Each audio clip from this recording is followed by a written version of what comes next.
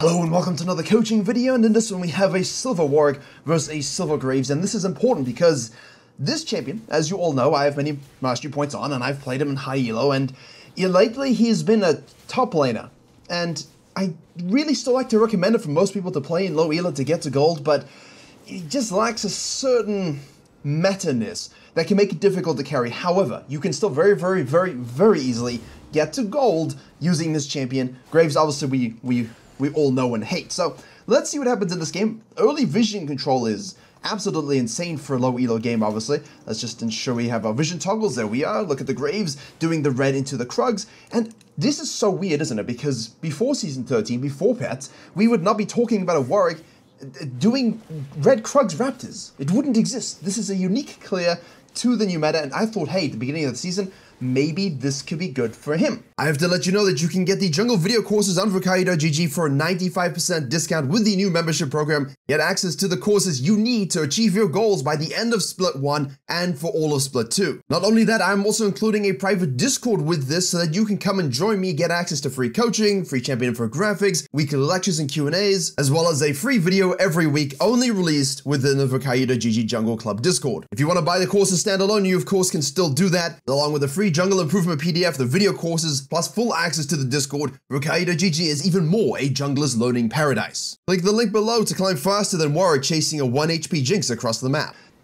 Unfortunately, the meta, the items, the nature of gold income and experience have completely shifted. You want to watch the Azirs here. You see how he dipped in and out? This is very important for silver because what happens in a lot of silver games, right, is you'll see the laners like this. We can actually watch from this perspective. Look at him dip up, and then he's going to dip back.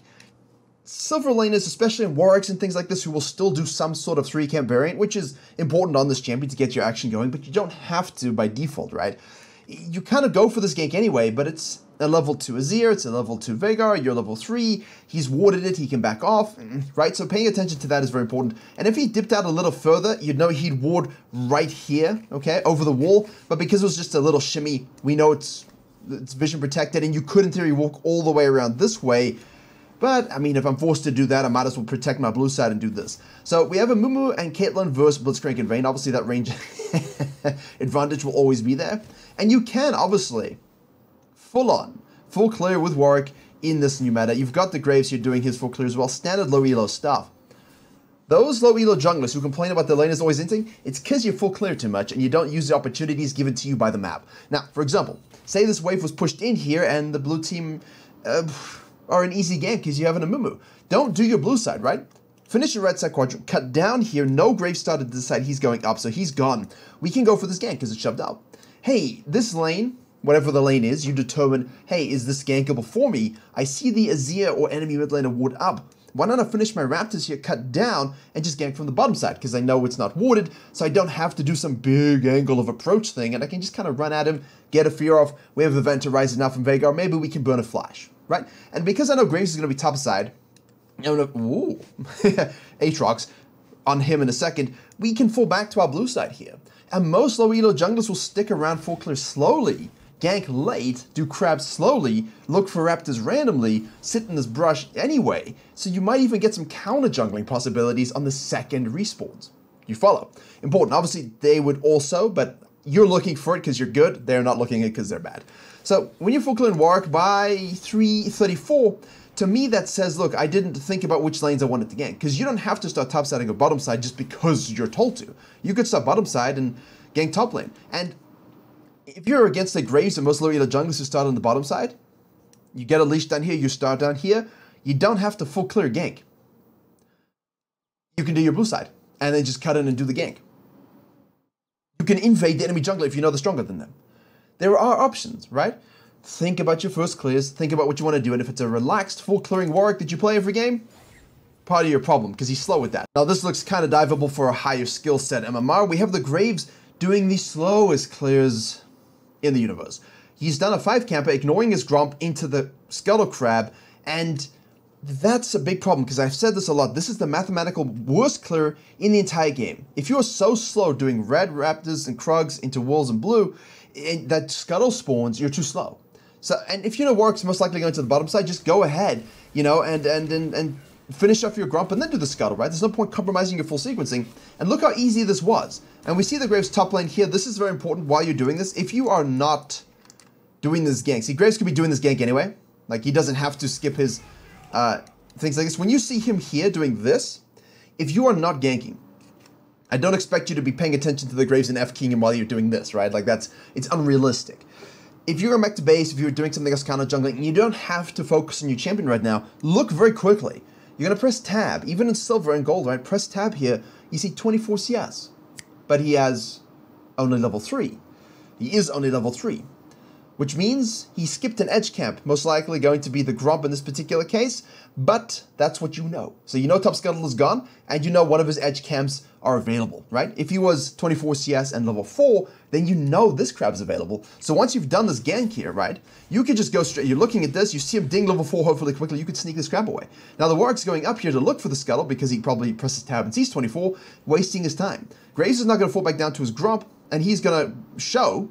There's the Graves, right? Easy to predict, easy to see. Now the Graves is just going to chase him away. Warwick should hit this point to guarantee we see him, and he knows that we see him. And then we could go hold top lane, kill top lane if they're low. You know that as Warwick. If they're low, you can go and chase them down. Or just do another Krugs, Raptors, and reset, and then focus on bottom side and Dragon and things like this. We're going to go straight for this. Aatrox, I said in my patch note rundown in the private Discord, that those buffs made me very nervous. He looked like he was going to be super good, and his win rate has increased 3%, while his play rate has over doubled. So when your win rate goes up by that amount, and you've had a huge play rate increase, you know the champion's strong. So this champion, very, very strong. I would like to snowball it. I'd also like to gank it and keep it down if I was against it. And hence why I said maybe you could start on the bottom side. So assessing your routes and your game plans on aggressive junglers in this elo is always good, but that's why the Graves always does so well, and all farming junglers do so well in it, because, hey, full clear, even if it's slow, you take a scuttle, you do a gank, you reset, you do it again, you're going to be ahead of enemy junglers who gank because they're just not good at making those assessments. And you saw the Warwick here, right? We burned this free flash. He's out of mana at low HP, he hasn't even gone back to base yet, which is a big problem. You know, if we had just done the red side, cut down here and ganked it and burnt that flash earlier, fallen back to this, repeat ganked it after he maybe had to TP back in, we'd have a different middle lane. We could have a snowballing Veigar here. Graves should reset now. I could foresee a gank on the bottom side just because, but it's also silver, so he could just go for the red side quadrant. He also could just go to the dragon. Let's see what he's choosing to do. Raptors. Well, you know, as I said, randomness. But from Warwick's perspective, we have now left base. We're going from Wolves to Raptors. Why? The edge camp is the most important. And if you're tracking the Graves, you should know he's going to be on the bottom side. Don't you want those dragons? Don't you want to counter gank this? Don't you want to handle any of this kind of stuff? Now, obviously, she's used her flash. She used her E, but it don't matter. Mumu holds it as best he can. You know, we should be playing for this right now after the top lane shenanigans. So the Graves does a full clear. Oh, does a 5 camper plus a scuttle. Ganks gets a kill. Why are they going back in? Resets, ganks after taking a camp, which again, I would prefer you just kind of leave base, do the gank.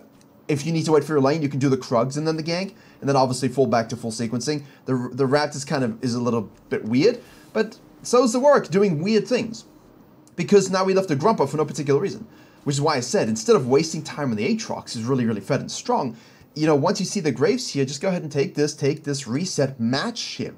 You'll be able to counter gank him right now, right? Because we know he started bot, went up, he's going to reset, go bot, be there for it. And as an aggressive jungler who can rotate, that's what you want. And unfortunately, we didn't do that. We compromised ourselves. We did this weird 3 camper. We're doing this outside scuttle thing here, and bottom lane is just sitting open free, and we're not even thinking about counter jungling. The wave's been pushed in here. Azir's going back to base super duper low. Your red buff is spawning, and you know, the Graves gets killed here. We didn't see it. Okay, you probably are saying, I didn't see it. Okay, here we go. The Graves dies, the Mumu dies, and it's just Fiesta Zone. So when you look at this as Fiesta Zone from your perspective as the Warwick, as the main jungler we're talking about here, and you're like, what can I do about this? I'm showing you a whole bunch of things you could do about this. In this particular case, you should be counter jungling as camps. Definitely Wolves will be up, and then Grump will be up afterwards, so you could take both. You could have just taken your red and reset here. Alternatively, we're not in this situation at all, because we're on the bottom side counter ganking, killing, stealing red, stealing Raptors, killing this guy, taking this guy, falling back to this, resetting, going straight for the Herald. Tempo, tempo, tempo, tempo. Outside and rule, taking the thing outermost from your Nexus. and then falling back to the camps that you have available to you. You follow? A lot of that stuff on the main channel, on this channel as well. This is definitely going a bit more hard and heavy in terms of the information, but I think it's important because too often you're told in Silver, yo, it's just about the golden experience, man. Just farm. Farm and gank. Yeah, okay, just breathe in and out, and then you have oxygen to live. I mean, it is never as... Well, that's a very asthmatic joke because you understand, right? It's not... You know, it's easier said than done. Breathing, hopefully, is easy for most of you, although sometimes ADC mates. It's just the whole concept of oversimplifying something, and no one understands why. So you play Yi, you farm, you scale, and you're like, okay, cool. It doesn't do anything. And hopefully you can see what I'm talking about, the Warwick, and that's what will really take you to the next level. And obviously here, we're going to sneak away this dragon. That's what Warwicks do. We could have done that already, which means we would be on this. In my universe, hopefully you've done the dragon already and you're on this. And if Graves shows up here again, you just take all of his stuff and you maybe kill the Aatrox, who's the thing we want to kill. Snowball the Garen. Snowballing Garens in the seal is great. But given we are in this situation, he decides to do something about bot lane. Graves shows up as well. And you're going to be in vision there, bro. Minion wave. Minion wave. I mean, honestly, this particular stage, Caitlyn wants to reset, leave. Leave. Right? Like, don't coin flip it. Graves is going to waste his time. There you go. Fall back to your camps where you're farming. He's not. There you go. Always be efficient with your time, I think. So you can look at it and be like, hey, he's ahead of CS in the Graves. I'll say, yes. Good. That's because the Graves wasted a lot of time. A lot of time in the bottom lane. And we can say, to the Graves' defense here, he has been significantly more active looking for ganks around the camps. The Warwick, I feel like, as I'm just rewinding, because we actually got some kills here, just wasn't really doing things, you know? Whoa. Champion design gap at the moment. He struggles with the champions, and there's a few design flaws here. He's just better top lane, because you need high econ, right? Like, the champion is, in theory, hey, he's a low econ champion. He's just, no. The champion's a very heavy snowballing champion. If you can get gold ahead of everybody else, you just steamroll, right? No one can deal with you. And the jungle, when you don't play it right, you don't get that as you do top lane, and then you lack the ability to maintain that lead you're seeing. So you have to be really strict about your early pathing, shutting down enemy junglers, getting ahead, and really counter-ganking them. Because I feel like even if we did full clear here, get the flash, do this quadric and reset, we can counter-gank this beautifully. Take this stuff. You don't even have to counter-jungle him here. The Graves 99% just going to gain bot lane again. So now you can go straight to Herald and counter jungle as a blue side. That's where you get your leads as well, and now you can just go 1v1 anybody, right? So it's about finding that moment. And when you don't think about your clears properly, and kind of don't think about farming and ganking as a fusion of events, you're always going to end up in these situations. And again, the Graves are showing up here. He's reacting. It's not always the most efficient. He's not always picking the right camp, the right quadrant, the right location. He's over-investing a lot, but he is trying to have impact. And for being only down 10 CS, you know, the amount that he's wasted time, the Warwick should be up 20 CS, without a doubt, and both objectives. If you're going to give up that early pressure as a Warwick, which you shouldn't because you're not Karthus, at least have 20 CS leads and snowballing with Heralds and things like that, right? Which we are not. So Graves now is going to fall back to this and say, well, I guess I should do this. Let's see if Warwick even thinks about this or uses his W to sniff. The Aatrox shoves it in and moves down, so press your W before he shows up, because I want to see if he's on this. Like, if you think he might be on it, let's go. And the Veigar's moving down, which sucks, because... Yeah, this. But again, you're literally killing the Aatrox, which is great. But, let's see. Azir goes down to kill the... Veigar on the bottom here. 1v1 mid lane action. I thought the Azir might actually think about rotating to this. You know, they kill the Aatrox, which is great. Graves is going to stick on this. We can heal up nicely. He doesn't seem to understand how much he can heal and how to use his E properly. I know we don't have Smite. Neither does Graves, though. So, you know, we're not really... there we go. Okay. We had to follow the man who's trying to figure out how to boil water, and that would be... Aatrox, though, will most likely leave base and just run here. We think that, right? We think Aatrox is just going to run at this and try and kill them both? Do we agree on that assessment? Is that a possibility, or will he go straight to the lane? Let's see.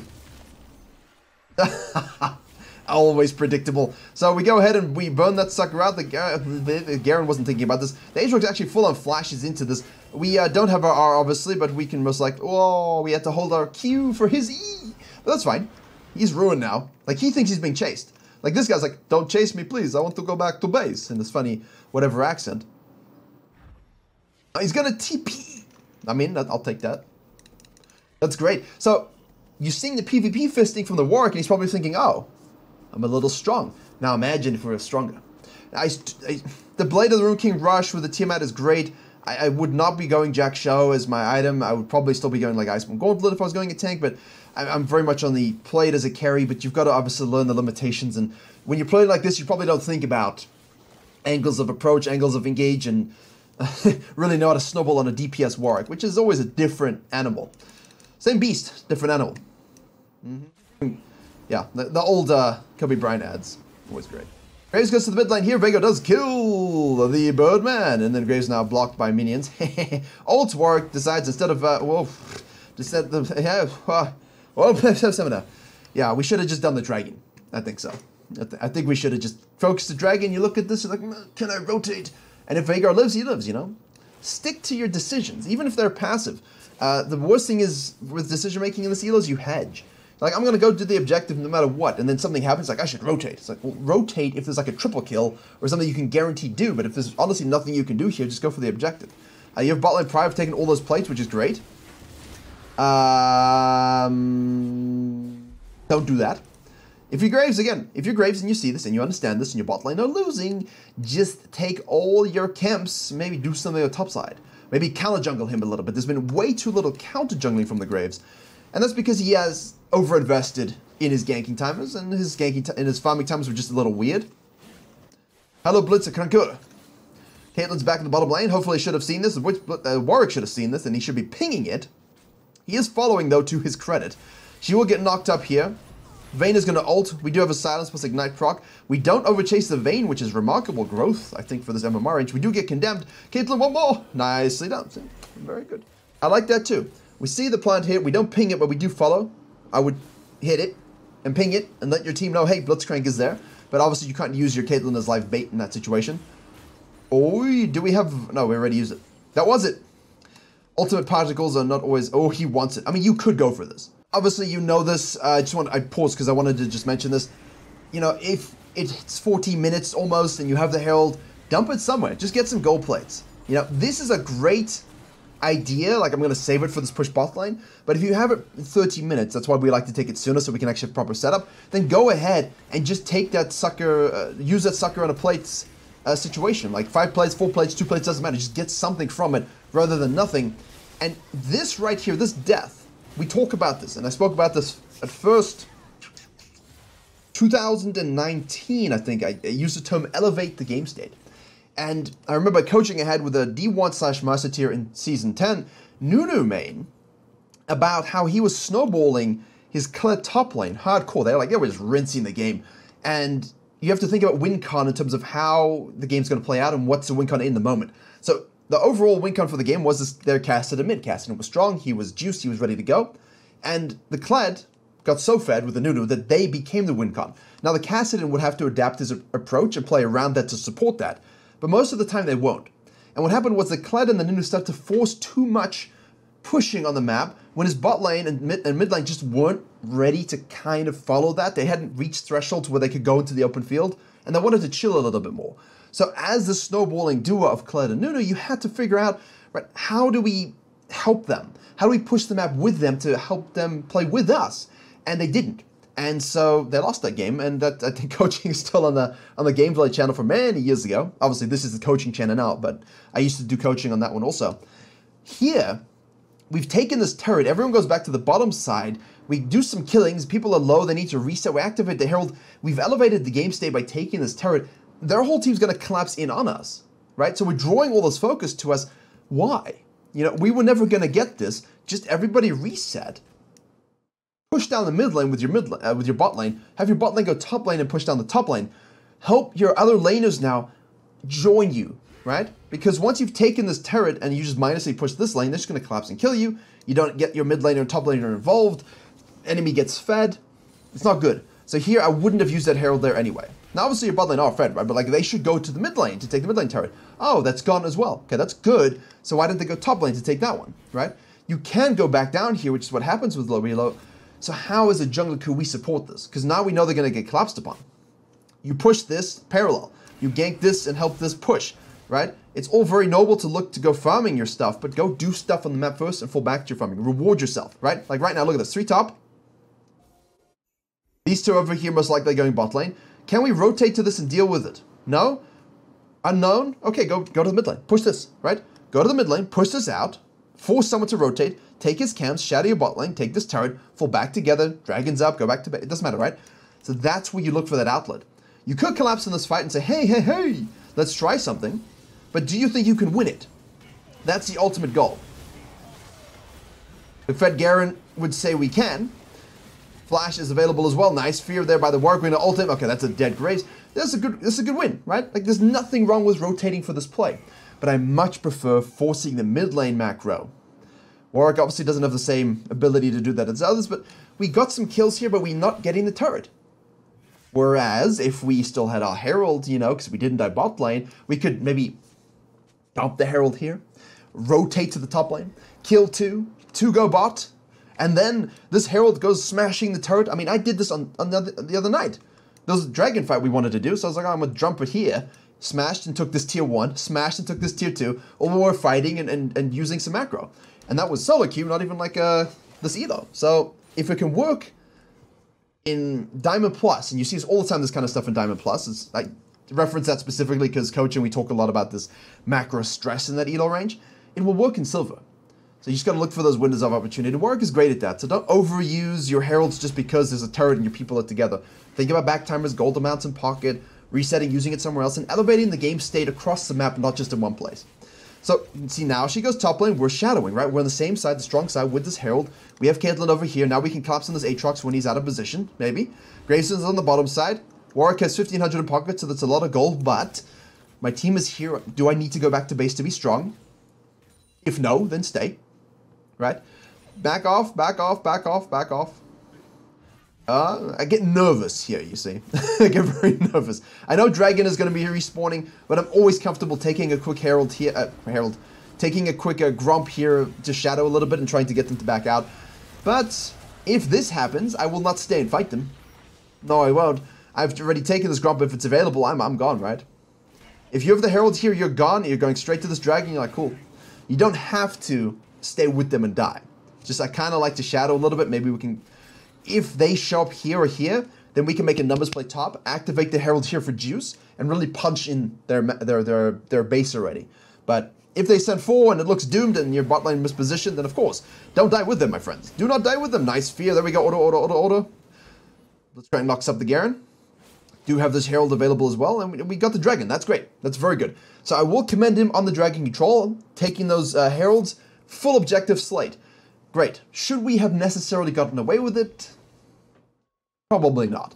But that's irrelevant, isn't it? If it's provided to you, take it. If Graves doesn't do things that stops you doing the objectives, take the objectives. Yeah.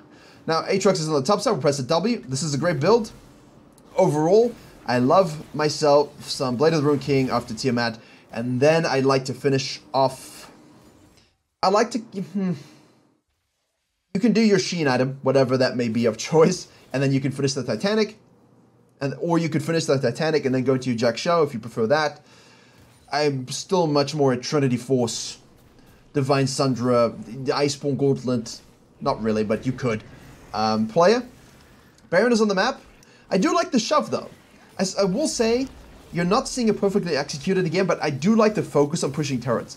And that's a big thing in Low Elo. Focus, turret, damage. Look at all your wins and losses. I said this in the last coaching.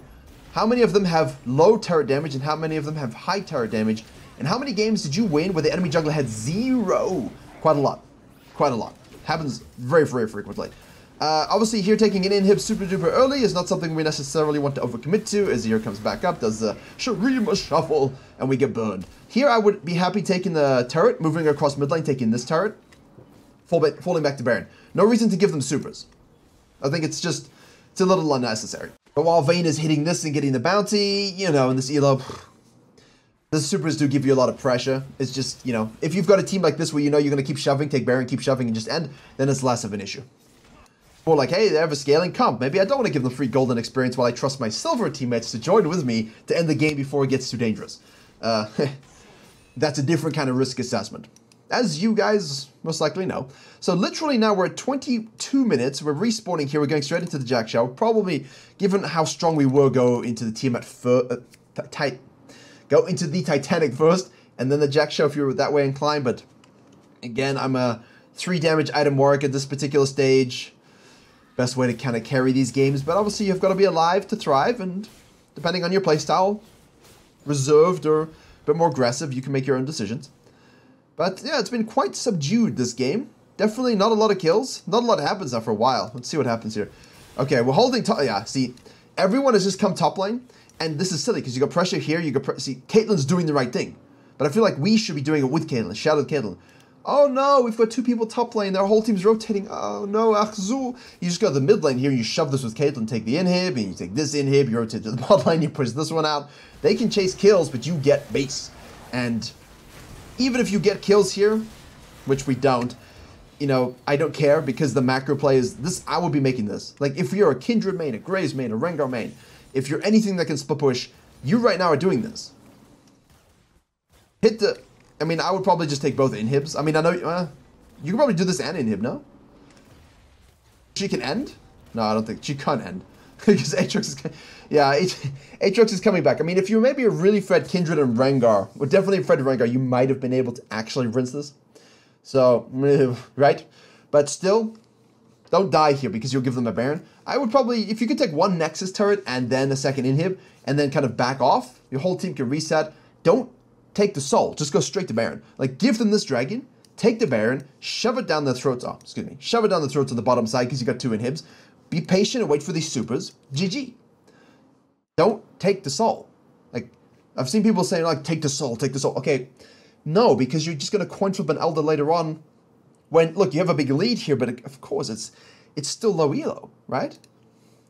Still elo, and the Caitlyn does invariably die. Now the Baron is on the map, so obviously we should have no issue kind of looking to do that. I wish Warwick was with her and was controlling the pings and everything like that. If you can do the Baron in this particular moment with anyone on your team, if you're a champion that can do it, go do it, right? I would much prefer you kind of snack that sucker up, but with Caitlyn, look at this. What vision do they have? None. What does Graves think they're doing? Dragon. What are we actually doing? And honestly, with Warwick and Garen and Amumu, you can do the Baron right now. So screw what I just said. Go do Baron right now.